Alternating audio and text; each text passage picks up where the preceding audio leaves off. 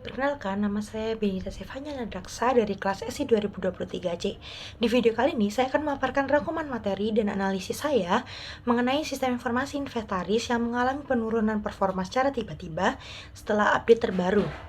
Nah, setelah update terbaru itu sendiri, sistem informasi inventaris mengalami penurunan performa. Penyebabnya bisa berasal dari memory leak, penggunaan CPU atau RAM yang berlebihan, konflik pada library yang tidak kompatibel, cache yang kadaluarsa, hingga bug yang tidak terdeteksi saat uji coba.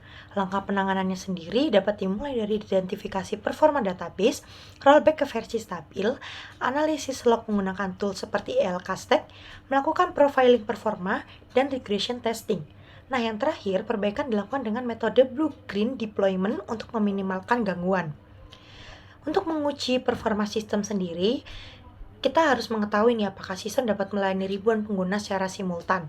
Nah, tools yang digunakan dapat menggunakan tools seperti Apache JMeter. Proses ini dimulai dari menentukan skenario pengguna, jumlah user aktif, hingga melakukan stress test dan endurance test. Metrik yang dianalisis diliputi waktu respon, throughput, error rate, serta pemakaian CPU, memori, dan latensi jaringan. Semua ini penting untuk memastikan aplikasi dapat berjalan stabil di kondisi produksi. Dalam pengimplementasian sistem baru sendiri, akan sering muncul nih resistensi dari pengguna utama. Untuk mengatasinya, saya menggabungkan pendekatan psikologis dan teknis. Dari sisi psikologi sendiri, kita perlu melibatkan pengguna nih sejak awal desain, melakukan pelatihan bertahap, serta menerapkan model perubahan seperti ADKAR. Secara teknis, kita dapat menyesuaikan tampilan sistem, memberikan opsi rollback, serta mempertahankan kompatibilitas dengan sistem sebelumnya agar transisi lebih mudah. Untuk masalah ketidaksesuaian data antar modul juga akan sering ditemui nih. Nah, untuk mengatasinya itu kita dapat disebabkan oleh proses sinkronisasi yang tidak real time. Lalu format data yang tidak sesuai nih antara data yang diinput dengan data yang ada pada codingan atau kesalahan dalam integrasi sistem itu sendiri. Nah, untuk mengatasi ketidaksesuaian data ini, solusi yang saya usulkan adalah dengan menerapkan master data management, menggunakan transaksi yang mematuhi prinsip ACID, audit log, serta menjadwalkan sinkronisasi data secara berkala agar dapat tetap konsisten. Nah, untuk bug yang sulit direproduksi itu adalah tantangan yang sangat susah dalam pembayaran sistem sendiri. Untuk mendeteksinya, saya mengaktifkan debug log, menggunakan screen recorder atau session tracker, dan mencoba mereplikasi kondisi dari pengguna itu sendiri. Pendekatan tambahan juga diperlukan nih, seperti testing otomatis dan melakukan debugging berpasangan, supaya bug itu sendiri dapat ditemukan lebih cepat serta lebih akurat. Setelah itu dilakukannya evaluasi sistem. Nah, evaluasi sistem itu saya lakukan dengan 5 indikator utama. Ada kecepatan transaksi, ketersediaan sistem, kepuasan pengguna, tingkat kesalahan, serta keamanan. Masing-masing indikator dianalisis mengenai alat seperti APM tools, survei online, hingga dashboard monitoring. Dengan begitu, kita dapat mendapatkan gambaran performa sistem nih secara menyeluruh.